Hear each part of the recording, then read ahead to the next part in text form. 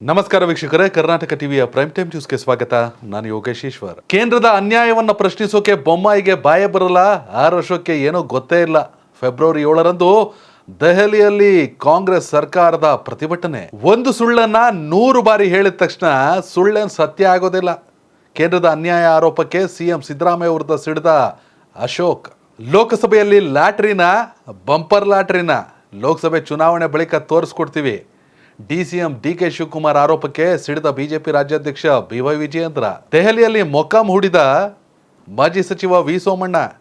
ನಿಜಕ್ಕೂ ಲಾಬಿ ನಡೆಸಿರೋದು ಲೋಕಸಭೆಗೋ ರಾಜ್ಯಸಭೆಗೋ? ವೈಜಾಗ್ ಟೆಸ್ಟ್ನಲ್ಲಿ ಆಂಗ್ಲರ ವಿರುದ್ಧ 106 ರನ್ಗಳ ಭರ್ಜರಿ ಗೆಲುವು.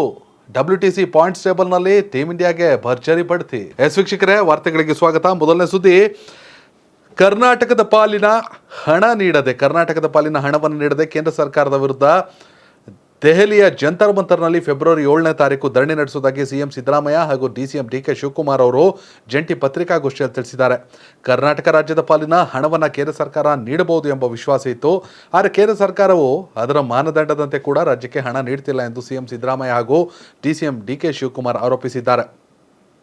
ಈ ಕಾರಣಕ್ಕೆ ದೆಹಲಿಯ ಜಂತರ್ ಮಂತರ್ನಲ್ಲಿ ಫೆಬ್ರವರಿ 7ನೇ ತಾರೀಕು ಕರ್ನಾಟಕ ರಾಜ್ಯ ಸರ್ಕಾರ ಭರ್ಜರಿಯಾಗಿ ಅಂದರೆ ಅತಿ ದೊಡ್ಡ ಮಟ್ಟದಲ್ಲಿ ಪ್ರತಿಭಟನೆಯನ್ನು ನಡೆಸೋದಾಗಿ ಹೇಳಿದ್ದಾರೆ. ವಿಧಾನಸೌಧದಲ್ಲಿ ನಡೆದ ಜಂಟಿ ಪತ್ರಿಕಾಗೋಷ್ಠಿಯಲ್ಲಿ ಮಾತನಾಡಿದ ಸಿದ್ದರಾಮಯ್ಯ, ಕೇಂದ್ರದ ವಿರುದ್ಧ ನಾವು ಧ್ವನಿ ಎತ್ತಲೇಬೇಕಾದ ಅನಿವಾರ್ಯತೆ ಎದುರಾಗಿದೆ ಎಂದರು. ದೆಹಲಿಯಲ್ಲಿ ತಮ್ಮ ಇಡೀ ಸರ್ಕಾರ ಪ್ರತಿಭಟನೆ ಮಾಡಲಿದೆ. ಈ ಪ್ರತಿಭಟನೆಯಲ್ಲಿ ಎಲ್ಲ ಸಚಿವರು, ಶಾಸಕರು ಭಾಗಿಯಾಗಲಿದ್ದಾರೆ. ಪ್ರತಿಭಟನೆಯಲ್ಲಿ ಎಲ್ಲ ಸಂಸದರು ಕೂಡ ಭಾಗಿಯಾಗಬೇಕು ಎಂದು ಡಿಸಿಎಂ ಡಿಕೆ ಶಿವಕುಮಾರ್ ಮನವಿ ಮಾಡಿದರು.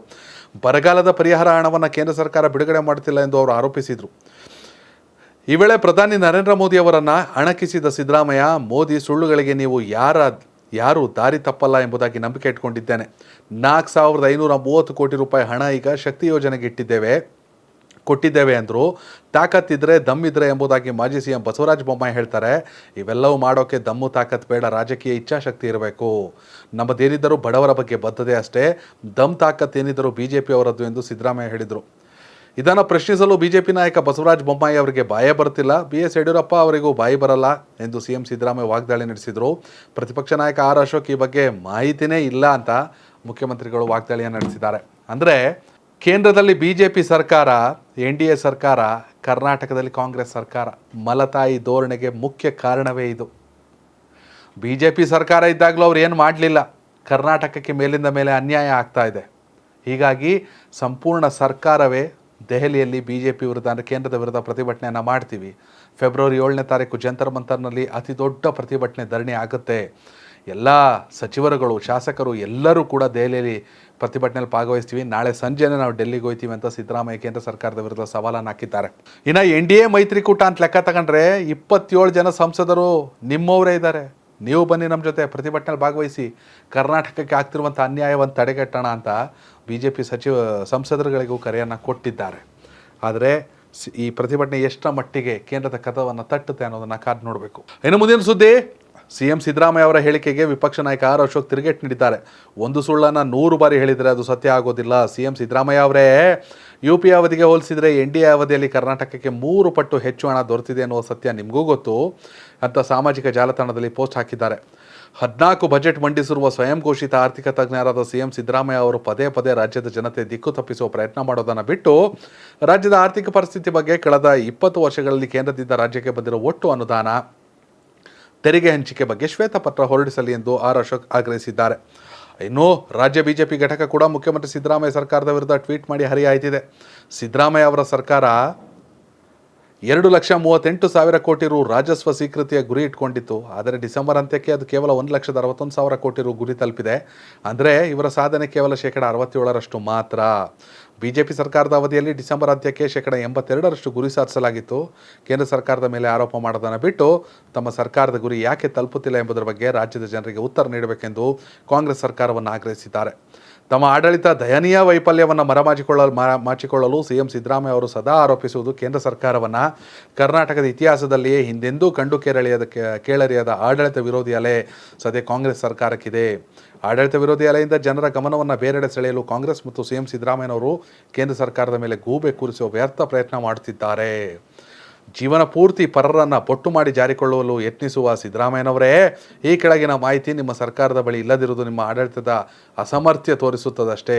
ಕಾಂಗ್ರೆಸ್ ನೇತೃತ್ವದ UPA ಸರ್ಕಾರ ನೀಡಿದ್ದಕ್ಕಿಂತ 3 ಪಟ್ಟು ಅಧಿಕ ತೆರಿಗೆ ಪಾಲು ಮತ್ತು ಅನುದಾನವನ್ನು ನೀಡಿದ್ದು ನರೇಂದ್ರ ಮೋದಿ ಸರ್ಕಾರ ಅಂತ BJP ರಾಜ್ಯಾಧ್ಯಕ್ಷರು ಸಮರ್ಥಿಸ್ಕೊಳ್ಬೇಕು. CM ಸಿದ್ದರಾಮಯ್ಯ ಮತ್ತು DCM DK ಶಿವಕುಮಾರ್ ಅವರ ಆರೋಪಗಳನ್ನು. BJP ಪಕ್ಷ ಅಂದರೆ UPA ಟೈಮಲ್ಲಿ ಏನು ಕೊಟ್ಟಿದ್ರು ಅದಕ್ಕಿಂತ 3 ಪಟ್ಟು ನಾವು ಅನುದಾನವನ್ನು ಕೊಟ್ಟಿದ್ದೀವಿ, ತೆಗೆದುಬಿಟ್ಟು ನೋಡಿ ಬೇಕಾದ್ರೆ ಅಂದ್ಬಿಟ್ಟು ಸವಾಲು ಹಾಕವ್ರೆ. ಎಸ್ಸಿನ ಮುಂದಿನ ಸುದ್ದಿ, ಗಲಭೆ ಎಬ್ಬಿಸೋದು BJP ಕೆಲಸ ಎಂದು ಹುಬ್ಬಳ್ಳಿಯಲ್ಲಿ ಅಬಕಾರಿ ಸಚಿವ RB ತಿಮ್ಮಾಪುರ್ ಹೇಳಿದ್ದಾರೆ. DK ಸುರೇಶ್ ನಮ್ಮ ಭಾಗಕ್ಕೆ ಅನ್ಯಾಯ ಆಗ್ತಿದೆ ಅನ್ನೋದನ್ನು ಅಷ್ಟೇ ಹೇಳಿದ್ರು. ಅದನ್ನು ಇವರೆಲ್ಲ ದೇಶ ವಿಭಜನೆ ಮಾಡ್ತಾರೆ ಅಂತ ತಿರ್ಚಿದ್ದಾರೆ. ಇವರೆಲ್ಲ ಯಾವ ದೇಶ ಕಟ್ಟಿದ್ದಾರೆ ಎಂದು ತಿಮ್ಮಾಪುರ್ ಪ್ರಶ್ನಿಸಿದ್ದಾರೆ. ದೇಶದಲ್ಲಿ ಅಲ್ಲೋಲ ಕಲ್ಲೋಲ ಎಬ್ಬಿಸಿದ್ದು ಇವರೇ. ಜಾತಿ ಧರ್ಮಗಳ ನಡುವೆ ನಾವೇನ ಇಬ್ಬಾಗ ಮಾಡಿದ್ದೀವಾ? ಎಲ್ಲ ಮಾಡಿದವರು ಇವರೇ. ರಾಮನ ಧ್ವಜ, ಹನುಮನ ಧ್ವಜ ಶಿವಲಿಂಗದ ಮೇಲೆ ಬರೆದರೋ ಚುನಾವಣೆ ಬಂದರೆ ಸಾಕು ಇವರದು ಆಟ ಚಾಲು ಆಗುತ್ತೆ ಅಂತ ಕಿಡಿಕಾರವ್ರೆ. ಒಂದು ಅಭಿವೃದ್ಧಿ ಬಗ್ಗೆ ಕೇಳಬೇಡಿ. ಇವರ ಉದ್ಯೋಗ ಏನಂದರೆ ಗಲಭೆ, ಭಾವನಾತ್ಮಕವಾಗಿ ಮತ ಕೇಳೋದು, ಪರೋಕ್ಷವಾಗಿ BJPಯವರು ಗಲಭೆ ಮಾಡಿಸೋದು ಎಂದು ಅಬಕಾರಿ ಸಚಿವ ಕಿಡಿಕಾರಿದ್ದಾರೆ. ಮೋದಿಯವರು ನಮ್ಮ ಹಣ ಕೊಡಬೇಕಲ್ಲ, ನಾವು ಭಿಕ್ಷೆ ಕೇಳ್ತಿಲ್ಲ ಎಂದು ತಿಮ್ಮಾಪುರ್ ಪ್ರಶ್ನಿಸಿದ್ದಾರೆ. ಇದೆಲ್ಲ ಚುನಾವಣೆಗಿನ ಗಿಮಿಕ್ ಎಂದು ತಿಮ್ಮಾಪುರ್ ನಮ್ಮ ಪಾಲಿನ ಹಣ ಕೊಡ್ತಿಲ್ಲ, ಇದರಲ್ಲಿ ಮೋದಿ ಅವರೇ ಇಲ್ವಾ ಅಂತ ಪ್ರಶ್ನಿಸಿದ್ದಾರೆ. ರಾಮ ಮಂದಿರ ಕಟ್ಟಿದ್ರೆ ಸಾಲದು, ರಾಮರಾಜ್ಯ ಆಗಬೇಕು, ಬಡವರಾಗೇ ಇರ್ತಾರೆ. ಹೀಗಾಗಿ ಮೊದಲು ಅನುದಾನವನ್ನು ಕೊಟ್ಟು ಉಳಿದಿದ್ದನ್ನ ಮಾತಾಡಿ ಅಂತ ಸವಾಲನ್ನು ಹಾಕಿದ್ದಾರೆ. ಅವ್ರು ಏನು ಮಾತಾಡೋರು ಕೇಳ್ಕೊಬೇಡ ಬನ್ನಿ. ಅವ್ರ ಮಾತಿನ ದಾಟಿಯಲ್ಲಿ ಏನಿದೆ? ನಮ್ಮ ಭಾಗಕ್ಕೆ ಅನ್ಯಾಯ ಆಗ್ತಿದೆ, ಇದರಿಂದ ಜನ ನಾಳೆ ಒಂದು ದೇಶನ ಬೇಕಂತ ಕೇಳ್ಬೋದು ಅನ್ನೋ ದಾಟಿಯಲ್ಲಿ ಹೇಳಿದ್ದಾರೆ. ಅದನ್ನು ಇವರೆಲ್ಲನೂ ಹುರಿದು ಹಾಕೊಂಡು ದೇಶ ವಿಭಜನೆ ಮಾಡೋಕ್ಕೊಂಟು, ಇವ್ರು ಯಾವ ದೇಶ ಕಟ್ಟೋರು? ಮುಂಜಾನೆ ಸಾಯಂಕಾಲ ತನಕ ದೇಶ ವಿಭಜನೆ ನಾವೇನು ಹೇಳಿದ್ದೀವಿ? ಜಾತಿ ಧರ್ಮಗಳಲ್ಲಿ ನಾವೇನಾದರೂ ವಿಭಾಗ ಮಾಡಿದ್ದೀವಿ? ದೇಶದಲ್ಲಿ ಅಲ್ಲೋಲ ಕಲ್ಲೋಲ ಏರ್ಪಡಿಸೋದು ಇವರೇ. ರಾಮನ ಧ್ವಜ, ಹನುಮನ ಧ್ವಜ, ಯಾವುದೋ ಶಿವಲಿಂಗ ಮೂರ್ತಿಲಿ ಅವ್ರು ಬರೋದ್ರೆ ದಿನಂಪ್ರತಿ ಎಲೆಕ್ಷನ್ ಬರ್ತಂದ್ರೆ ಇವ್ರು ಚಾಲು. ಎಲೆಕ್ಷನ್ ಮುಗಿಯೋವರೆಗೆ ಇಂಥ ಆಟ ಹೊಡ್ತಾರೆ. ಏನೊಂದು ಡೆವಲಪ್ಮೆಂಟ್ ಕೇಳಬೇಡ್ರಿ, ಬರಗಾಲದ ಕೇಳಬೇಡ್ರಿ, ನಿರುದ್ಯೋಗ ಯುವಕರ ಬಗ್ಗೆ ಕೇಳಬೇಡ್ರಿ. ಇವ್ರ ಉದ್ಯೋಗ ಏನಂದರೆ ಗದ್ದಲ ಎಬ್ಸೋದು, ಆ ಭಾವನಾತ್ಮಕದಾಗ ಮತ ಕೇಳಕ್ಕೆ ಇತ್ತೆಲ್ಲ ನಾಟಕ ಕೇಳ್ಬಿಟ್ಟು ಬೇರೆ. ಎಸ್ಸಿನ ಮುಂದಿನ ಸುದ್ದಿ, DCM DK ಶಿವಕುಮಾರ್ ಹಾಗೂ BJP ರಾಜ್ಯಾಧ್ಯಕ್ಷ BY ವಿಜಯೇಂದ್ರ ನಡುವಿನ ವಾಕ್ಸಮರ ಜೋರಾಗಿದೆ. BJP ರಾಜ್ಯಾಧ್ಯಕ್ಷರಿಗೆ ಲಾಟರಿ ಹೊಡೆದಿದೆ ಎಂಬ DK ಶಿವಕುಮಾರ್ ಹೇಳಿಕೆಗೆ ವಿಜಯೇಂದ್ರ ಅವರು ಗರಂ ಆಗಿದ್ದಾರೆ. ಲೋಕಸಭಾ ಚುನಾವಣೆಯಲ್ಲಿ ಲಾಟರಿನ ಬಂಪರ್ ಲಾಟರಿನ ಅಂತ ನಮ್ಮ ಕಾರ್ಯಕರ್ತರು ತೋರಿಸ್ತಾರೆ. ಎಲೆಕ್ಷನ್ನಲ್ಲಿ ಲಾಟರಿ ಯಾರಿಗೆ ಅನ್ನೋದನ್ನು ರಾಜ್ಯದ ಜನ ಡಿಸೈಡ್ ಮಾಡ್ತಾರೆ ಎಂದು ವಿಜಯೇಂದ್ರ ತಿರುಗೇಟು ಕೊಟ್ಟಿದ್ದಾರೆ. ಮುಂದಿನ ಲೋಕಸಭಾ ಚುನಾವಣೆಯಲ್ಲಿ ಎಲ್ಲವೂ ಗೊತ್ತಾಗುತ್ತೆ ಎಂದು ಸವಾಲು ಆಗಿರುವ BY ವಿಜಯೇಂದ್ರ ಅವರು CM ಸಿದ್ದರಾಮಯ್ಯ ಸರ್ಕಾರದ ವಿರುದ್ಧ ಕಿಡಿಕಾರಿದ್ದಾರೆ. ರಾಜ್ಯದಲ್ಲಿ ಕಾಂಗ್ರೆಸ್ ಸರ್ಕಾರದ ಧೋರಣೆಯಿಂದ ಜನ ಮಾತ್ರವಲ್ಲ ಜಾನುವಾರುಗಳು ಸರ್ಕಾರಕ್ಕೆ ಶಾಪ ಹಾಕುತ್ತಿವೆ. ಜಾನುವಾರುಗಳ ಕೋಪಕ್ಕೆ ರಾಜ್ಯ ಸರ್ಕಾರ ಬಲಿಯಾಗಲಿದೆ ಎಂದು ವಿಜಯೇಂದ್ರ ಸವಾಲನ್ನು ಹಾಕಿದ್ದಾರೆ. ಹಿಂದಿನ BJP ಸರ್ಕಾರದಲ್ಲಿ BS ಯಡಿಯೂರಪ್ಪ ಅವರು CM ಆಗಿದ್ದಾಗ ಹಾಲು ಉತ್ಪಾದಕರಿಗೆ ಪ್ರೋತ್ಸಾಹ ಧನ ನೀಡುತ್ತಿದ್ದರು. ಅದರ ಪರಿಣಾಮ BJP ಆಡಳಿತದಲ್ಲಿದ್ದಾಗ 26 ಲಕ್ಷ ಗ್ರಾಮೀಣ ರೈತರಿಂದ 80ರಿಂದ 85 ಲಕ್ಷ ಲೀಟರ್ ಹಾಲು ಸಂಗ್ರಹವಾಗ್ತಿತ್ತು. ಈ ಸರ್ಕಾರ 716 ಕೋಟಿ ರೂಪಾಯಿ ಪ್ರೋತ್ಸಾಹ ಧನ ಬಾಕಿ ಉಳಿಸ್ಕೊಂಡಿದೆ. ಇದರ ಪರಿಣಾಮ 10 ಲಕ್ಷ ಲೀಟರ್ ಹಾಲು ಸಂಗ್ರಹಣೆ ಕಡಿಮೆ ಆಗಿದೆ. ಕಾಂಗ್ರೆಸ್ ನಾಯಕರು BJP ಬಗ್ಗೆ ಟೀಕೆ ಮಾಡ್ತಾರೆ ಅಂತ ಹೇಳೋರೆ. ಒಟ್ಟಿನಲ್ಲಿ ಲಾಟರಿ ಹೊಡೆದೈತೆ ವಿಜಯೇಂದ್ರ ಅವ್ರಿಗೆ, ಲಾಟರಿ ರಾಜ್ಯಾಧ್ಯಕ್ಷ ಅಂತ DCM DK ಶಿವಕುಮಾರ್ ಅವರು ಆರೋಪಿಸಿದರು. ಅದಕ್ಕೆ ಲೋಕಸಭೆ ಚುನಾವಣೆ ರಿಸಲ್ಟ್ ಬಂದ್ಮೇಲೆ ಗೊತ್ತಾಯ್ತಿದೆ ಲಾಟ್ರಿನ ಬಂಪರ್ ಲಾಟ್ರಿನ ಏನು ಹೊಡೆದೈತೆ ಅಂತ ಜನ ನಿಮ್ಗೆ ಉತ್ತರ ಕೊಡ್ತಾರೆ ಅಂದ್ಬಿಟ್ಟು ಟೀಕ್ಸವ್ರೆ. ಎಸ್ಸಿನ ಮುಂದಿನ ಸುದ್ದಿ, ಅಂಧಭಕ್ತರು ಹೆಚ್ಚಿರುವ ಉತ್ತರ ಭಾರತದ ರಾಜ್ಯಗಳಿಗೆ ಹೆಚ್ಚಿನ ಅನುದಾನ ನೀಡಿ ಮತ ಬ್ಯಾಂಕ್ ಗಟ್ಟಿ ಮಾಡಿಕೊಳ್ಳುವ ಪ್ರಯತ್ನ BJP ಮಾಡ್ತಾ ಇದೆ. ಉತ್ತರ ಭಾರತದಲ್ಲಿ ಅಂಧಭಕ್ತರು ಜಾಸ್ತಿ ಇದ್ದಾರೆ BJPಗೆ ಅಂದರೆ ಮೋದಿಗೆ. ದಕ್ಷಿಣ ಭಾರತದವರು ಅಂಧಭಕ್ತರು ಅಲ್ಲ ಎನ್ನುವ ಕಾರಣಕ್ಕೆ ಮಲತಾಯಿ ಧೋರಣೆ ಮಾಡ್ತಿದ್ದಾರೆ ಎಂದು ವಿಧಾನ ಪರಿಷತ್ ಸದಸ್ಯ BK ಹರಿಪ್ರಸಾದ್ ಆರೋಪಿಸಿದ್ದಾರೆ. ದೆಹಲಿಯಲ್ಲಿ ನಡೆಯಲಿರುವ ಪ್ರತಿಭಟನೆ ಬಗ್ಗೆ ಮಾತನಾಡಿದ ಅವರು, DK ಸುರೇಶ್ ಹೇಳಿಕೆ ಬಹಳಷ್ಟು ಚರ್ಚೆ ಆಗ್ತಿದೆ. ತೆರಿಗೆ ರೂಪದಲ್ಲಿ ಬರುವ ಹಣ ಹೇಗೆ ವಿಕೇಂದ್ರೀಕರಣಗೊಳ್ಳಬೇಕು ಎಂದು ಫೈನಾನ್ಸ್ ಕಮಿಷನ್ ನಿರ್ಧರಿಸುತ್ತದೆ. ಈಶಾನ್ಯ ರಾಜ್ಯಗಳಿಗೆ ಅನುದಾನದ ಕೊರತೆ ಇದೆ, ಅವರಿಗೆ ಆರ್ಥಿಕ ಸಹಾಯ ಮಾಡುವುದು ನ್ಯಾಯ. ಆದರೆ ಉತ್ತರ ಭಾರತದ ಕೆಲವು ರಾಜ್ಯಗಳು ರೋಗಗ್ರಸ್ತ ರಾಜ್ಯಗಳು, ಉತ್ಪಾದನೆ ಉದ್ಯೋಗ ಸೃಷ್ಟಿ ಮಾಡಿದ್ದಾರೆ, ಈ ರೀತಿಯ ಸಮಸ್ಯೆ ಬರ್ತಿರಲಿಲ್ಲ. ಈ ವಿಚಾರದ ಬಗ್ಗೆ ಸುರೇಶ್ ಮಾತನಾಡಿದ್ದಾರೆ ಅಷ್ಟೇ, ಅದನ್ನು ತಿರುಚುವ ಪ್ರಯತ್ನ ಮಾಡ್ತಿದ್ದಾರೆ ಎಂದು ಕಿಡಿಕಾರಿದರು. ಈ ದೇಶವನ್ನು ಒಡೆಯುತ್ತಿರುವುದು ಕಾಂಗ್ರೆಸ್ ಅಲ್ಲ BJPಯವರು ತ್ರಿವರ್ಣ ಧ್ವಜ, ಸಂವಿಧಾನ, ಜಾತ್ಯತೀತ ತತ್ವದ ವಿರೋಧಿಗಳು. ಎಲ್ಲ ತತ್ವಗಳ ವಿರುದ್ಧ ಮಾತನಾಡುವ ಇವರಿಗೆ ದೇಶದ ಬಗ್ಗೆ ಮಾತನಾಡುವ ಹಕ್ಕಿಲ್ಲ. ಒನ್ ನೇಷನ್ ಒನ್ ರೇಷನ್ನಿಂದ ಹಿಡಿದು ಎಲ್ಲ ಒಂದು ಮಾಡಲಾಗುತ್ತಿದೆ, ನಮ್ಮ ಭಾಷೆಗೆ ಪ್ರಾಮುಖ್ಯತೆ ಸಿಗುತ್ತಿಲ್ಲ ಎಂದು ಹರಿಹಾಯ್ದರು. ಕರ್ನಾಟಕ ರಾಜ್ಯದ ಇತಿಹಾಸದಲ್ಲಿ ಮೊದಲ ಬಾರಿಗೆ ಇಂಥ ಪ್ರತಿಭಟನೆ ನಡೆಸಲಾಗ್ತಾ ಇದೆ. ಕೇಂದ್ರದ ಮಲತಾಯಿ ಧೋರಣೆ ವಿರುದ್ಧ ಪ್ರತಿಭಟನೆ ನಡೆಸಲು ಬರುತ್ತಿದ್ದಾರೆ. ಭಾರತದಲ್ಲಿ ಗುಜರಾತ್ ಒಂದು ರಾಜ್ಯ, ಆದರೆ ಭಾರತ ಎಂದರೆ ಗುಜರಾತ್ ಅನ್ನೋ ಹಾಗಾಗಿದೆ. ದೇಶದಲ್ಲೇ ಗುಜರಾತ್ಗೆ ಹೆಚ್ಚು ಪ್ರಾಧಾನ್ಯತೆ ನೀಡಲಾಗ್ತಿದೆ. ಕ್ರಿಕೆಟ್ನಿಂದ ಹಿಡಿದು ಕಡಲೆಕಾಯಿ ಮಾರೋ ವಿಚಾರದಲ್ಲೂ ಗುಜರಾತ್ಗೆ ಆದ್ಯತೆ ಜಾಸ್ತಿ ಇದೆ ಅಂದ್ಬಿಟ್ಟು ಬಿ ಕೆ ಹರಿಪ್ರಸಾದ್ ಟೀಕಿಸಿದ್ದಾರೆ. ಅಂಧಭಕ್ತರು ಉತ್ತರ ಭಾರತದಲ್ಲಿ ಹೆಚ್ಚಿದ್ದಾರೆ, ಅವ್ರುಗಳಿಗೆ ಅನುದಾನ ಸಿಗ್ತಾ ಇದೆ, ನಮಗೆ ಸಿಗ್ತಾ ಇಲ್ಲ. ಇದನ್ನೇ ಡಿ ಕೆ ಸುರೇಶ್ ಹೇಳಿದ್ರು. ಅವ್ರು ಹೇಳಿಕೆಯನ್ನು ತೀರ್ಸ್ತಾ ಇದ್ದೀರಂತ ಬಿ ಕೆ ಹರಿಪ್ರಸಾದ್ ಸರ್ಕಾರದ ಪರವಾಗಿ ಕಾಂಗ್ರೆಸ್ ಸರ್ಕಾರಕ್ಕೆ ಸಾಥನ್ನು ಕೊಟ್ಟು ಕೇಂದ್ರದ ವಿರುದ್ಧ ಗುಡುಗಿದ್ದಾರೆ. ಮುಂದಿನ ಸುದ್ದಿ, ಪ್ರಧಾನಿ ನರೇಂದ್ರ ಮೋದಿ ಅವರು ಲೋಕಸಭೆಯಲ್ಲಿ ರಾಷ್ಟ್ರಪತಿಗಳ ಭಾಷಣಕ್ಕೆ ಧನ್ಯವಾದವನ್ನು ಹೇಳಿದ್ದಾರೆ. ರಾಷ್ಟ್ರಪತಿ ದ್ರೌಪದಿ ಮುರ್ಮು ಅವರು ಬಜೆಟ್ ಅಧಿವೇಶನದ ಮೊದಲ ದಿನವಾದ ಜನವರಿ 31ರಂದು ಲೋಕಸಭೆ ಮತ್ತು ರಾಜ್ಯಸಭೆಯ ಜಂಟಿ ಅಧಿವೇಶನ ಉದ್ದೇಶಿಸಿ ಮಾತನಾಡಿದರು. ಮಧ್ಯೆ ನಡೆಯುತ್ತಿರುವ ಬಜೆಟ್ ಅಧಿವೇಶನದ 4ನೇ ದಿನ ಕೆಳಮನೆಗೆ ಹಾಜರಾಗುವಂತೆ ಬಿಜೆಪಿ ಲೋಕಸಭೆಯಲ್ಲಿನ ತನ್ನ ಎಲ್ಲ ಸಂಸದರಿಗೆ 3 ಸಾಲಿನ ವಿಪ್ ಅನ್ನು ಜಾರಿ ಮಾಡಿದೆ.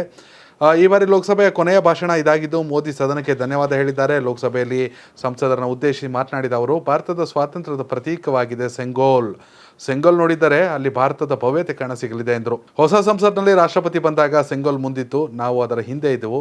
ಈ ಹೊಸ ಸಂಪ್ರದಾಯ ಭಾರತೀಯ ಸಂಸ್ಕೃತಿಯ ಮೌಲ್ಯಗಳನ್ನು ಹೆಚ್ಚಿಸುತ್ತೆ ಅಂತ ಹೇಳಿದರು. ಅಲ್ಲದೆ ವಿಪಕ್ಷಗಳ ವಿರುದ್ಧ ವಾಗ್ದಾಳಿ ನಡೆಸಿದ ಪ್ರಧಾನಿ ಮೋದಿ ಅವರು ಪ್ರತಿಪಕ್ಷಗಳ ಭಾಷಣವನ್ನು ಕೇಳಿದ ನಂತರ ಅವರು ಇನ್ನೂ ಹೆಚ್ಚು ಸಮಯ ಅಲ್ಲಿಯೇ ಕುಳಿತುಕೊಳ್ತಾರೆ ಎಂದು ಸ್ಪಷ್ಟಪಡಿಸಿದರು. ಅಂದರೆ ಪ್ರತಿಪಕ್ಷಗಳಿಗೆ ಒಳ್ಳೆಯ ಪ್ರತಿಪಕ್ಷವಾಗುವಂಥ ಅವಕಾಶವನ್ನು ಕಳೆದ 10 ವರ್ಷದಲ್ಲಿ ಸಿಕ್ತು. ಆದರೆ ಕೇವಲ ರಾಹುಲ್ ಗಾಂಧಿಯನ್ನು ಪ್ರಮೋಟ್ ಮಾಡ್ತಾ ಪ್ರತಿಪಕ್ಷದವರು ಒಳ್ಳೆಯ ಪ್ರತಿಪಕ್ಷನೂ ಆಗಲಿಲ್ಲ. ಮಲ್ಲಿಕಾರ್ಜುನ ಖರ್ಗೆ ಅವರು ಬೇರೆ ರಾಜ್ಯಸಭೆಗೆ ಹೋಗ್ಬಿಟ್ರು. ಇಲ್ಲಿ ಯಾರು ಉತ್ತಮ ವಾಗ್ಮಿಗಳೇ ಇಲ್ಲ. ಅವರಿಂದ ಅವರೇ ಎಡವಟ್ಟುಗಳನ್ನ ಮಾಡ್ಕೋತಾ ಇದ್ದಾರೆ. ಜನ ನಿಮ್ಮನ್ನು ಮತ್ತೆ ಅಲ್ಲೇ ಕೂರಿಸ್ತಾರೆ ಅಂತ ಘಂಟಾಘೋಷವಾಗಿ ಪ್ರಧಾನಿ ತಮ್ಮ ಭಾಷಣವನ್ನು ಮಾಡಿದ್ರು. ಲೋಕಸಭೆ ಬದಲು RSSಗೆ ಹೋಗಲು ಹಲವರು ಬಯಸ್ತಾರೆ ಎಂದು ನಾನು ಕೇಳಿದ್ದೇನೆ. ಅವರ ವಿಷಯಗಳ ಬಗ್ಗೆ ಲೆಕ್ಕಾಚಾರ ಮಾಡ್ತಿದ್ದಾರೆ. ರಾಷ್ಟ್ರಪತಿಗಳ ಭಾಷಣ ಒಂದು ರೀತಿಯಲ್ಲಿ ಸತ್ಯ ವಾಸ್ತವವನ್ನು ಆಧರಿಸಿತು ಅಂತ ಗುಡುಗಿದ್ರು. ಅಲ್ಲದೆ ನಿಮ್ಮ ಪ್ರಕಾರ ಮಹಿಳೆಯರು, ರೈತರು ಅಲ್ಪಸಂಖ್ಯಾತರಲ್ಲ ಎಂದು ನಾನು ಭಾವಿಸುತ್ತೇನೆ. ನೀವು ಎಲ್ಲಿವರೆಗೆ ಸಮಾಜವನ್ನು ವಿಭಜಿಸ್ತೀರಾ? ಇಂದಿನ ಪ್ರತಿಪಕ್ಷಗಳ ದಯನೀಯ ಸ್ಥಿತಿಗೆ ಕಾಂಗ್ರೆಸ್ ಕಾರಣ ಅಂತ ಪ್ರಧಾನಿ ಮೋದಿ ಟೀಕಿಸಿದ್ರು. ಖರ್ಗೆ ಅವರು ಸದನಕ್ಕೆ ತೆರಳಬೇಕಾಯಿತು. ಗುಲಾಂ ನಬಿ ಆಜಾಮ್ ಅವರು ಪಕ್ಷವನ್ನು ತೊರೆಯಬೇಕಾಯಿತು. ಅವರು ಮತ್ತೆ ಒಂದು ಉತ್ಪನ್ನವನ್ನು ಬಿಡುಗಡೆ ಮಾಡಲು ಪ್ರಯತ್ನಿಸಿದ್ದಾರೆ ಎಂದು ಪ್ರಧಾನಿ ಮೋದಿ ರಾಹುಲ್ ಗಾಂಧಿ ವಿರುದ್ಧ, ಅಂದರೆ ಒಂದೇ ಒಂದು ಪ್ರಾಡಕ್ಟ್ನ ಪದೇ ರೀಸೇಲ್ ಮಾಡೋಕೆ ಹೋಗ್ತಾರೆ, ಅದು ವೇಸ್ಟ್ ಅನ್ನೋ ರೀತಿಯಲ್ಲಿ ಗುಡುಗಿದ್ರು. ಎಲ್ಲಕ್ಕಿಂತ ಹೆಚ್ಚಾಗಿ ದೇಶವನ್ನು ಒಂದುಗೂಡಿಸ್ಬೇಕಾಗಿರೋರು ನಾವು, ಆದರೆ ನೀವು ಮತ್ತೆ ದೇಶವನ್ನು ಒಡೆಯೋ ಕೆಲಸವನ್ನು ಮಾಡ್ತಿದ್ದೀರಿ ಅಂತ ಪ್ರತ್ಯೇಕ ರಾಷ್ಟ್ರದ ಮಾತುಗಳನ್ನು ಆಡಿದಂಥ ಸಂಸದ ಡಿ ಕೆ ಸುರೇಶ್ ಅವರಿಗೆ ಪರೋಕ್ಷವಾಗಿ, ಹಾಗೆಯೇ ಕಾಂಗ್ರೆಸ್ಸಿಗರಿಗೆ ಪರೋಕ್ಷವಾಗಿ ವಾಗ್ದಾಳಿಯನ್ನು ಕೂಡ ಮಾಡಿದ್ರು ಪ್ರಧಾನಿ ನರೇಂದ್ರ ಮೋದಿ ಅವರು. ಅಲ್ಲದೆ ನಾವು ಗೆಲ್ತೀವಿ ಈ ಸಲ, ಮೊದಲನೇ ಸಲ 2ನೇ ಸಲ ಏನು ಬಹುಮತವನ್ನು ಕೊಟ್ಟರೋ ಅದಕ್ಕಿಂತ ಹೆಚ್ಚು ನಮಗೆ ಈ ಬಾರಿ ಸಿಗುತ್ತೆ ಅನ್ನೋ ವಿಶ್ವಾಸವನ್ನು ವ್ಯಕ್ತಪಡಿಸಿದ್ರು. BJP ಒಂದೇ ಏಕಾಂಗಿಯಾಗಿ 370 ಸೀಟ್ಗಳನ್ನು ಗೆಲ್ತೀವಿ, ಒಟ್ಟಾರೆ NDA 400ಕ್ಕೂ ಅಧಿಕ ಕ್ಷೇತ್ರಗಳನ್ನು ಗೆಲ್ಲುತ್ತೆ ಅನ್ನೋ ರೀತಿಯಲ್ಲಿ ಭವಿಷ್ಯವನ್ನು ಕೂಡ ನುಡಿದಿದ್ದಾರೆ ಪ್ರಧಾನಿ ನರೇಂದ್ರ ಮೋದಿ ಅವರು. ಮುಂದಿನ ಸುದ್ದಿ, ತುಮಕೂರು ಕ್ಷೇತ್ರದಿಂದ ನಾನು ಸ್ಪರ್ಧೆ ಮಾಡಬೇಕೇ ಎಂಬುದನ್ನು ಹೈಕಮಾಂಡ್ ತೀರ್ಮಾನಿಸುತ್ತದೆ ಎಂದು BJP ಹಿರಿಯ ನಾಯಕ ವಿ ಸೋಮಣ್ಣ ಹೇಳಿದ್ದಾರೆ. ನವದೆಹಲಿಯಲ್ಲಿ ಮಾತನಾಡಿದ ಅವರು, ತುಮಕೂರು ಹಾಲಿ ಸಂಸದ GS ಬಸವರಾಜ್ ನನಗೆ ಆತ್ಮೀಯರು. ತುಮಕೂರು ಕ್ಷೇತ್ರಕ್ಕೆ ನಾನು ಬರಬೇಕೆಂದು ಅವರ ಭಾವನೆಯಾಗಿದೆ. ಸಾಧ್ಯವಾದರೆ ನಾನು ಪಕ್ಷದ ರಾಷ್ಟ್ರೀಯ ಅಧ್ಯಕ್ಷ JP ನಡ್ಡಾ ಅವರನ್ನು ಭೇಟಿಯಾಗ್ತೇನೆ ಎಂದರು. ಖಾಸಗಿ ಕೆಲಸಕ್ಕಾಗಿ ದೆಹಲಿಗೆ ಬಂದಿದ್ದೇನೆ ಅಂತ ಹೇಳಿದ್ರು. ಕೇಂದ್ರ ಸಚಿವ ಪ್ರಹ್ಲಾದ್ ಜೋಶಿ ಅವರ ಭೇಟಿಗೂ ಯತ್ನಿಸುತ್ತೇನೆ, ಅವಕಾಶ ಸಿಗದಿದ್ರು ಪಕ್ಷ ಪರವಾಗಿ ಕೆಲಸ ಮಾಡ್ತೀನಿ ಅಂತ ಹೇಳವ್ರೆ. ಆದರೆ ರಾಜ್ಯಸಭೆ ಚುನಾವಣೆ ಘೋಷಣೆ ಬೆನ್ನಲ್ಲೇ ರಾಷ್ಟ್ರ ರಾಜಧಾನಿ ದೆಹಲಿಯಲ್ಲಿ ಲಾಬಿ ಶುರುವಾಗಿದ್ದು ಮಾಜಿ ಸಚಿವ ಸೋಮಣ್ಣ ವರಿಷ್ಠರ ಭೇಟಿಗೆ ಪ್ರಯತ್ನ ಆರಂಭಿಸಿದ್ದಾರೆ. ಅವರು ಭಾನುವಾರ ರಾತ್ರಿಯೇ ದೆಹಲಿಗೆ ಆಗಮಿಸಿ ಅವರು BJP ರಾಷ್ಟ್ರೀಯ ಅಧ್ಯಕ್ಷ JP ನಡ್ಡಾ ಸೇರಿದಂತೆ ಪ್ರಮುಖ ನಾಯಕರ ಭೇಟಿಗೆ ಪ್ರಯತ್ನಿಸುತ್ತಿದ್ದಾರೆ. ರಾಜ್ಯದ 4 ಸ್ಥಾನಗಳಿಗೆ ಚುನಾವಣೆ ನಡೆಯಲಿದ್ದು 3 ಸ್ಥಾನ ಕಾಂಗ್ರೆಸ್ಗೆ ಲಭ್ಯವಾಗಲಿದೆ. ಉಳಿದ ಬಾಕಿ 1 ಸ್ಥಾನ ಆಯ್ಕೆ ಮಾಡಿಕೊಳ್ಳಲು BJPಗೆ ಅವಕಾಶವಿರುತ್ತೆ. ಈ ಹಿನ್ನೆಲೆಯಲ್ಲಿ ದೆಹಲಿಯಲ್ಲಿ ಠಿಕಾಣಿ ಹೂಡಿರುವಂಥ ಅವರು ಲೋಕಸಭೆ ಬದಲಿಗೆ ರಾಜ್ಯಸಭೆಗೆ ತಮ್ಮ ಹೆಸರನ್ನು ಘೋಷಿಸುವಂತೆ ವರಿಷ್ಠರಿಗೆ ಮನವಿ ಮಾಡಿದ್ದಾರೆ ಅಂತ ಹೇಳಲಾಗ್ತಾ ಇದೆ. ಕಳೆದ ಬಾರಿ ವರಿಷ್ಠರಿಗೆ ನನ್ನ ಭಾವನೆ ವ್ಯಕ್ತಪಡಿಸಿದ್ದೇನೆ, ಯಾರಿಗೆ ಅವಕಾಶ ಕೊಡ್ತಾರೋ ಗೊತ್ತಿಲ್ಲ, ಒಂದು ವೇಳೆ ಕೊಟ್ಟರೆ ಒಳ್ಳೆ ರೀತಿಯಲ್ಲಿ ಕೆಲಸ ಮಾಡ್ತೀವಿ, ಕೊಡಲಿಲ್ಲ ಅಂದರೂ ಯಾವುದೇ ಬೇಸರ ಇಲ್ಲ ಅಂತ ಹೇಳೋರೆ. ಇನ್ನು ಪ್ರೀತಮ್ ಗೌಡ್ರು ಮೈತ್ರಿ ಬಗ್ಗೆ ಮಾತಾಡ್ತಿರ್ತಾರಲ್ಲ, ಅದಕ್ಕೆ ಪ್ರೀತಮ್ ಇನ್ನು ಚಿಕ್ಕ ಹುಡುಗ, ರಾಜಕೀಯವಾಗಿ ಪ್ರಬುದ್ಧನಲ್ಲ ಅಂತ ಕೂಡ ವಿ ಸೋಮಣ್ಣ ಹೇಳೋರೆ ತಮ್ಮದೇ ಪಕ್ಷದ ಮಾಜಿ ಶಾಸಕರ ವಿರುದ್ಧ. ಸೋಮಣ್ಣ ಅವರು ಫುಲ್ ಆ್ಯಕ್ಟಿವ್ ಆಗ್ಬಿಟ್ಟವ್ರು ತುಮಕೂರಲ್ಲಿ. ಸಭೆ ಸಮಾರಂಭ ಮದುವೆ ಮುಂಜಿ ಎಲ್ಲ ಕಡೆ ಅವರೇ ಕಾಣಿಸ್ಕೊತವ್ರು. ಅದಕ್ಕೆ ಲೋಕಸಭೆಗೆ ಟ್ರೈ ಮಾಡ್ತಾವ್ರೆ ಅಂತ. ಈಗ ನೋಡಿದ್ರೆ ರಾಜ್ಯಸಭೆಗ ಲೋಕಸಭೆಗ ಅನ್ನೋ ಚರ್ಚೆ ಶುರುವಾಗಿದೆ. ಅವರ ಲಾಬಿ ನಡೆಸಿರೋದು ದೆಹಲಿಯಲ್ಲಿ. ಯಾಕೆಂದರೆ ಅವರೇ ಡೆಲ್ಲಿಲಿ ಲಾಸ್ಟ್ ಟೈಮ್ ಭೇಟಿಯಾಗಿ ಬಂದಮೇಲೆ ರಾಜ್ಯಸಭೆಗೆ ನಾನು ಕೇಳ್ತಾ ಇದ್ದೀನಿ ಅಂತ ಅವರೇ ಹೇಳ್ಕೊಂಡಿದ್ರು. ಅದಾದ ನಂತರದಲ್ಲಿ ಲೋಕಸಭೆ ಚರ್ಚೆ ಶುರುವಾಗಿತ್ತು. ಮುಂದಿನ ಸುದ್ದಿ, ಜಾರ್ಖಂಡ್ನಲ್ಲಿ JMM ನೇತೃತ್ವದ ಸಮ್ಮಿಶ್ರ ಸರ್ಕಾರ ವಿಶ್ವಾಸ ಮತ ಗೆದ್ದಿದ್ದು ಮುಖ್ಯಮಂತ್ರಿ ಚಂಪೈ ಸೊರೇನ್ ಅವರು ವಿಧಾನಸಭೆಯಲ್ಲಿ ಬಹುಮತ ಸಾಬೀತುಪಡಿಸಿದ್ದಾರೆ. ವಿಶೇಷ ಅಧಿವೇಶನದಲ್ಲಿ CM ಚಂಪೈ ಸೊರೇನ್ ಅವರು ವಿಶ್ವಾಸ ಮತ ಯಾಚಿಸಿದರು. JMM, ಕಾಂಗ್ರೆಸ್ ಮತ್ತು RJD ಮೈತ್ರಿಕೂಟ 47 ಶಾಸಕರು ಕೈ ಎತ್ತುವ ಮೂಲಕ ಚಂಪೈ ಸರ್ಕಾರಕ್ಕೆ ಬೆಂಬಲ ನೀಡಿದರು. 29 ಶಾಸಕರು ವಿಶ್ವಾಸದ ಮತದ ವಿರುದ್ಧವಾಗಿ ಕೈ ಎತ್ತಿದ್ರು. ಇದಕ್ಕೂ ಮುನ್ನ ವಿಧಾನಸಭೆಯಲ್ಲಿ ಮಾತನಾಡಿ ಬಂಧನಕ್ಕೊಳಗಾಗಿರುವ ಮಾಜಿ ಸಿಎಂ ಹೇಮಂತ್ ಸೊರೇನ್ ತಮ್ಮ ಬಂಧನಕ್ಕೆ ಬಿಜೆಪಿ ಕಾರಣ ಎಂದು ದೂಷಿಸಿದರು. ಭೂ ಹಗರಣಕ್ಕೆ ಸಂಬಂಧಿಸಿದ ಅಕ್ರಮ ಹಣ ವರ್ಗಾವಣೆ ಪ್ರಕರಣದಲ್ಲಿ ಹೇಮಂತ್ ಸೊರೇನ್ ಅವರನ್ನು ಜನವರಿ 31ರಂದು ಜಾರಿ ನಿರ್ದೇಶನಾಲಯ ಬಂಧಿಸಿದ್ದು, ಈಗ ಇಡಿ ಕಸ್ಟಡಿಯಲ್ಲಿದ್ದಾರೆ. ವಿಶ್ವಾಸಮತಕ್ಕಾಗಿ ವಿಧಾನಸಭೆಯಲ್ಲಿ ಹಾಜರಾಗಲು ಇಡಿ ಮಾಜಿ ಸಿಎಂಗೆ ಅವಕಾಶವನ್ನು ನೀಡಿತ್ತು. ಕಳೆದ ಸಂಜೆ ಆಡಳಿತಾರೂಢ ಜೆಎಂಎಂ ನೇತೃತ್ವದಲ್ಲಿ ಮೈತ್ರಿಕೂಟದ ಶಾಸಕರು ಹೈದರಾಬಾದ್ನಿಂದ ಕೂಡ ಆಗಮಿಸಿದರು. ಒಟ್ಟಿನಲ್ಲಿ ಜೆಎಂಎಂ ನೇತೃತ್ವದ ಸಮ್ಮಿಶ್ರ ಸರ್ಕಾರ ವಿಶ್ವಾಸಮತವನ್ನು ಗೆದ್ದಿದೆ. ಒಟ್ಟಿನಲ್ಲಿ ಮುಖ್ಯಮಂತ್ರಿಯಾಗಿ ಚಂಪೈ ಸೊರೇನ್ ಅವರು ವಿಧಾನಸಭೆಯಲ್ಲಿ ಬಹುಮತವನ್ನು ಸಾಬೀತುಪಡಿಸಿದ್ದಾರೆ. ಎಸ್ಸಿನ ಮುಂದಿನ ಸುದ್ದಿ, ಗರ್ಭಕಂಠ ಕ್ಯಾನ್ಸರ್ ಕುರಿತಂತೆ ಜಾಗೃತಿಗಾಗಿ ಸತ್ತಂತೆ ನಾಟಕವಾಡಿದ ಬಾಲಿವುಡ್ ನಟಿ ಪೂನಂ ಪಾಂಡೆ ಮೇಲೆ ಎಫ್ಐಆರ್ ದಾಖಲಾಗಿದೆ. ಅಲಿ ಕಾಶಿಫ್ ಅನ್ನೋ ವಕೀಲರು ದೂರು ನೀಡಿದರು. ಈ ದೂರಿನ ಆಧಾರದ ಮೇಲೆ ಪೂನಂ ಮತ್ತು ಆಕೆಯ ಮ್ಯಾನೇಜರ್ ಮೇಲೆ ಎಫ್ಐಆರ್ ದಾಖಲಾಗಿದೆ. ಈ ಪ್ರಕರಣದ ಕುರಿತಂತೆ ಪೂನಂ ಮೇಲೆ ಸಾಕಷ್ಟು ಆರೋಪಗಳು ಕೇಳಿ ಬಂದಿವೆ. ಔಷಧಿ ಕಂಪನಿಗಳು ಈಕೆಗೆ ಹಣ ನೀಡಿ ಈ ರೀತಿ ನಾಟಕವಾಡುವಂತೆ ಮಾಡಿವೆ ಎನ್ನುವ ಆರೋಪವಿತ್ತು. ಈ ಕುರಿತಂತೆ ಸ್ವತಃ ಪೂನಂ ಸ್ಪಷ್ಟನೆ ನೀಡಿದ್ದಾರೆ. ತಾವು ಸತ್ತಿರುವುದಾಗಿ ಹೇಳಿಕೊಂಡಿದ್ದರ ಹಿಂದೆ ನಿಜವಾದ ಕಾಳಜಿ ಇತ್ತು. ಯಾವುದೇ ಔಷಧಿ ಕಂಪನಿಗಳು ನನಗೆ ಹಣ ನೀಡಿಲ್ಲ ಎಂದು ಇನ್ಸ್ಟಾಗ್ರಾಮ್ನಲ್ಲಿ ಪೋಸ್ಟ್ ಮಾಡಿದ್ದಾರೆ. ನನ್ನ ತಾಯಿ ಕೂಡ ಗಂಟಲು ಕ್ಯಾನ್ಸರ್ನಿಂದ ಬಳಲುತ್ತಿದ್ದಾರೆ. ಕ್ಯಾನ್ಸರ್ ರೋಗಿಗಳು ಹೇಗೆ ನರಳುತ್ತಾರೆ ಎನ್ನುವುದು ಸ್ವತಃ ನಾನು ನೋಡಿದ್ದೇನೆ. ಸದ್ಯ ತಾಯಿ ಆರೋಗ್ಯವಾಗಿದ್ದಾರೆ. ಅವರ ನೋವನ್ನು ನೋಡಿಯೇ ನಾನು ಗರ್ಭಕಂಠ ಕ್ಯಾನ್ಸರ್ ಬಗ್ಗೆ ಜಾಗೃತಿ ಮೂಡಿಸಬೇಕು ಅಂತ ನಿರ್ಧಾರ ಮಾಡಿದ್ದು. ನೀವು ಟೀಕೆಗಳನ್ನು ಮಾಡ್ತಿದ್ದೀರಿ, ಆದರೆ ನಾನು ಮಾಡಿದ್ದರ ಹಿಂದಿನ ಪರಿಣಾಮವನ್ನು ನೀವು ಗಮನಿಸಬೇಕು ಎಂದು ಅವರು ಪೋಸ್ಟ್ ಮಾಡಿದ್ದಾರೆ. ಗರ್ಭಕಂಠ ಕ್ಯಾನ್ಸರ್ ಕುರಿತ ಜಾಗೃತಿ ಮೂಡಿಸುವುದಕ್ಕಾಗಿ ನಾನು ಸತ್ತಿರುವುದಾಗಿ ಮ್ಯಾನೇಜರ್ ಮೂಲಕ ಸುದ್ದಿ ಮಾಡಿಸಿದ್ದ ಬಾಲಿವುಡ್ ನಟಿ ಪೂನಂ ಪಾಂಡೆ ವಿರುದ್ಧ ವ್ಯಾಪಕ ಟೀಕೆ ಕೂಡ ವ್ಯಕ್ತವಾಗ್ತಿದೆ. ಆದರೆ ಬಾಲಿವುಡ್ನ ಹೆಸರಾಂತ ನಿರ್ದೇಶಕ ರಾಮ್ ಗೋಪಾಲ್ ವರ್ಮಾ ಮಾತ್ರ ನಟಿಯ ಬೆಂಬಲಕ್ಕೆ ನಿಂತಿದ್ದಾರೆ. ಪೂನಂ ಮಾಡಿದ ಕೆಲಸ ಉತ್ತಮವಾದ ಎಂದು ಅವರು ಸೋಷಿಯಲ್ ಮೀಡಿಯಾದಲ್ಲಿ ಬರೆದುಕೊಂಡಿದ್ದರು. ಎಸ್ಸಿನ ಮುಂದಿನ ಸುದ್ದಿ, 2ನೇ ಟೆಸ್ಟ್ ಪಂದ್ಯದಲ್ಲಿ ವೈಜಾಗ್ ಟೆಸ್ಟ್ನಲ್ಲಿ ಇಂಗ್ಲೆಂಡ್ ತಂಡವನ್ನು 106 ರನ್ಗಳಿಂದ ಮಣಿಸಿದ ಭಾರತ ಮತ್ತೊಮ್ಮೆ ಗೆಲುವಿನ ಲಯಕ್ಕೆ ಮರಳಿದೆ. ಅಲ್ಲದೆ ಹೈದರಾಬಾದ್ ಟೆಸ್ಟ್ ಸೋಲಿನ ಸೇಡನ್ನು ತೀರಿಸಿಕೊಂಡಿದೆ. ಇದರೊಂದಿಗೆ ಬಹುಮುಖ್ಯವಾಗಿ WTC ಪಾಯಿಂಟ್ ಪಟ್ಟಿಯಲ್ಲಿ ರೋಹಿತ್ ಪಡೆಗೆ ಭಾರಿ ಲಾಭವಾಗಿದೆ. ಈ ಮೂಲಕ ಮೊದಲ ಪಂದ್ಯದ ಸೋಲಿಗೆ ಪ್ರತೀಕಾರ ತೀರಿಸಿಕೊಂಡ ಭಾರತ ತಂಡ 5 ಪಂದ್ಯಗಳ ಸರಣಿಯಲ್ಲಿ ಇಂಗ್ಲೆಂಡ್ ವಿರುದ್ಧ 1-1 ಅಂತರದ ಸಮಬಲ ಸಾಧಿಸಿದೆ. ಭಾರತ ತಂಡ ನೀಡಿದ 399 ರನ್ಗಳ ಬೃಹತ್ ಗುರಿ ಬೆನ್ನತ್ತಿದ ಆಂಗ್ಲ ಪಡೆ ಪಂದ್ಯದ 4ನೇ ದಿನದಲ್ಲಿ 69.2 ಓವರ್ಗಳಲ್ಲಿ 292 ರನ್ಗಳಿಗೆ ಸರ್ವಪತನ ಕಂಡಿತು. ತನ್ನ ಬಸ್ಬಾಲ್ ವಿಧಾನದ ಮೂಲಕವೇ ಗೆಲ್ಲಲು ಹೊರಟಿದ್ದ ಇಂಗ್ಲೆಂಡ್ ತಂಡವನ್ನು ಭಾರತೀಯ ಬೌಲರ್ಗಳು ಕಟ್ಟಿ ಹಾಕಿದ್ರು. ಮೊದಲ ಇನ್ನಿಂಗ್ಸ್ನಲ್ಲಿ ಯಶಸ್ವಿ ಜೈಸ್ವಾಲ್ ದ್ವಿಶತಕ, 2ನೇ ಇನ್ನಿಂಗ್ಸ್ನಲ್ಲಿ ಶುಭ್ಮನ್ ಗಿಲ್ ಶತಕ ಹಾಗೂ ಕೊನೆಯ ಇನ್ನಿಂಗ್ಸ್ನಲ್ಲಿ ಜಸ್ಪ್ರೀತ್ ಬುಮ್ರಾ ಮತ್ತು ರವಿಚಂದ್ರನ್ ಅಶ್ವಿನ್ ಅವರ ತಲಾ 3 ವಿಕೆಟ್ಗಳ ಕಬಳಿಕೆಯಿಂದ ನೆರವಿನಿಂದ ಭಾರತ ತಂಡ 2ನೇ ಟೆಸ್ಟ್ ಪಂದ್ಯದಲ್ಲಿ 106 ರನ್ಗಳ ಗೆಲುವನ್ನು ದಾಖಲಿಸಿತು. ವೀಕ್ಷಕರೇ, ಒಂದು ಕಡೆ ಕ್ರಿಕೆಟ್ ಮ್ಯಾಚ್ನ ಟೀಮ್ ಇಂಡಿಯಾ ಗೆದ್ದಿದೆ, ಇನ್ನೊಂದು ಕಡೆ ಜಾರ್ಖಂಡ್ನಲ್ಲಿ JMM ನೇತೃತ್ವದ ಸಮ್ಮಿಶ್ರ ಸರ್ಕಾರ ಬಹುಮತವನ್ನು ಸಾಬೀತುಪಡಿಸಿದೆ. ಎಲ್ಲಕ್ಕಿಂತ ಮುಖ್ಯವಾಗಿ ರಾಜ್ಯ ಸರ್ಕಾರ ದೆಹಲಿಯಲ್ಲಿ ಕೇಂದ್ರದ ವಿರುದ್ಧ ಧರಣಿಯನ್ನು ಮಾಡುತ್ತೆ. ಅನುದಾನದ ವಿಚಾರದಲ್ಲಿ ತಾರತಮ್ಯಕ್ಕಾಗಿ ಸಾಕಷ್ಟು ಚರ್ಚೆಗಳು ನಡೀತಾ ಇದೆ. ಲೋಕಸಭೆ ಹೊಸ್ತಿಲಲ್ಲಿ ಕಾಂಗ್ರೆಸ್ ಅತಿ ದೊಡ್ಡ ಮೈಲೇಜನ್ನು ತೆಗೆದುಕೊಂಡು ಕೇಂದ್ರವನ್ನು ಮುಜುಗರಕ್ಕೆ ಈಡು ಮಾಡುವ ದೃಷ್ಟಿಯಲ್ಲಿ ಈ ಲೆಕ್ಕಾಚಾರವನ್ನು ಮಾಡ್ತಿದೆ ಅಂತ. ಬಟ್ ಅನ್ಯಾಯ ಆಗಿದೆ ಅಂದರೆ ಅನ್ಯಾಯ ಆಗಿದೆ, ಅದನ್ನು ಖಂಡಿಸಬೇಕು. ಹೀಗಾಗಿ ರಾಜ್ಯ ಸರ್ಕಾರದ ಧರಣಿ ಬಗ್ಗೆ ನಿಮ್ಮ ಅಭಿಪ್ರಾಯನ ಕಾಮೆಂಟ್ ಮಾಡಿ. ಹಾಗೆ ಲೋಕಸಭಾ ಚುನಾವಣೆ, ಕರ್ನಾಟಕದ 28 ಲೋಕಸಭಾ ಕ್ಷೇತ್ರಗಳ ಲೆಕ್ಕಾಚಾರ ಏನಾಗಬಹುದು, ಯಾವ ಪಕ್ಷಕ್ಕೆ ಎಷ್ಟು ಸ್ಥಾನ ಅನ್ನೋದನ್ನು ಕೂಡ ಕಾಮೆಂಟ್ ಮೂಲಕ ತಿಳಿಸಿ. ಧನ್ಯವಾದಗಳು ವೀಕ್ಷಕರೇ. ಇದು ಇವತ್ತಿನ prime time news, Karnataka TV, ಕನ್ನಡಿಗರ ಧ್ವನಿ.